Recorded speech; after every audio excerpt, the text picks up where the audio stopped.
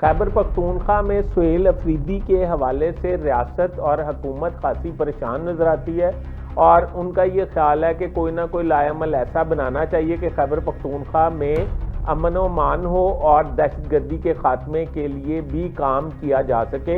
हुकूमत और इस्टेब्लिशमेंट या सिक्योरिटी फोर्सेस जो हैं वो एक पेज पे हों। इसके लिए एक बड़ी खबर है कि वो क्या करने जा रहे हैं। PMLN, पाकिस्तान पीपल्स पार्टी, मौलाना फजल रहमान और PTI, इन सब के हवाले से क्या क्या इनके ख्यालात हैं और इनको इत्माद में लिया गया या नहीं लिया गया, इस पर तफसीली बात करेंगे। बराए मेहरबानी मेरा चैनल सब्सक्राइब कर लीजिए, बेल आइकन के बटन को दबा दीजिए, मैं आपका बड़ा मशकूर रहूँगा। तो खैबर पख्तूनख्वा में आपको पता है कि इस वक्त सुहेल अफरीदी वज़ीर आला हैं। सुहेल अफरीदी से एक तवील अरसा हो चुका है बानी PTI इमरान खान की मुलाकात नहीं हुई।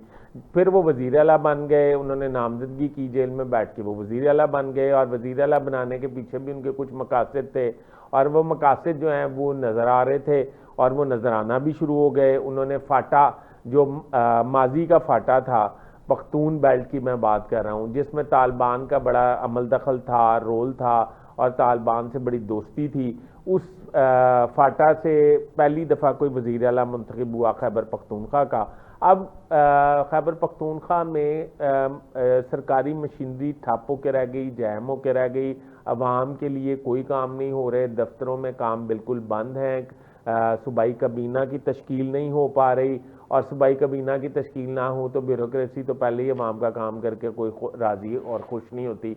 और खैबर पख्तूनख्वा के वज़ीर आला जो है वो रोज़ाना की बुनियाद पर अडयाला जेल का एक तवाफ़ करते हैं और फिर वो सारा मतलब फ़ोटोशूट कराते हैं, तवाफ़ करते हैं और फिर उधर एक तकरीर करके तो फिर वो वापस सरकारी प्रोटोकॉल के साथ वापस चले जाते हैं।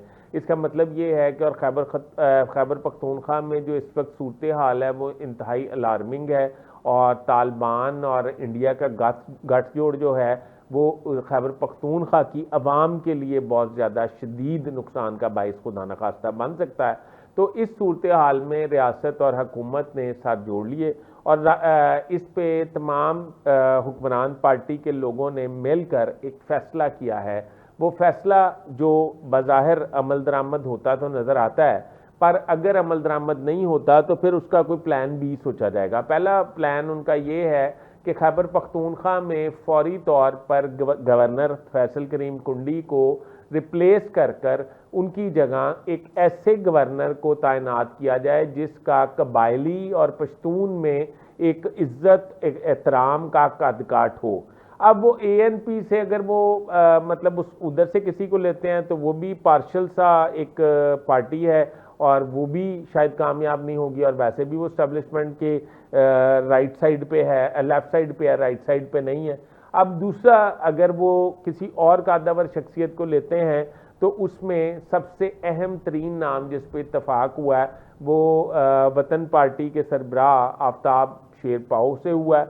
आफ्ताब शेरपाओ जो हैं वो मुमकिना तौर पर खैबर पख्तूनख्वा के नए गवर्नर हो सकते हैं और अगर फिर भी सुहेल अफरीदी ने इंटेलिजेंस शेयरिंग का फार्मूला ना अपनाया और दहशतगर्दों के खिलाफ ऑपरेशन में सिक्योरिटी फोर्सेस का साथ ना दिया तो शेरपाओ की तैनाती के बाद गवर्नर राज खैबर पख्तूनख्वा में लगाए जाने की भी कभी इम्कानात मौजूद हैं।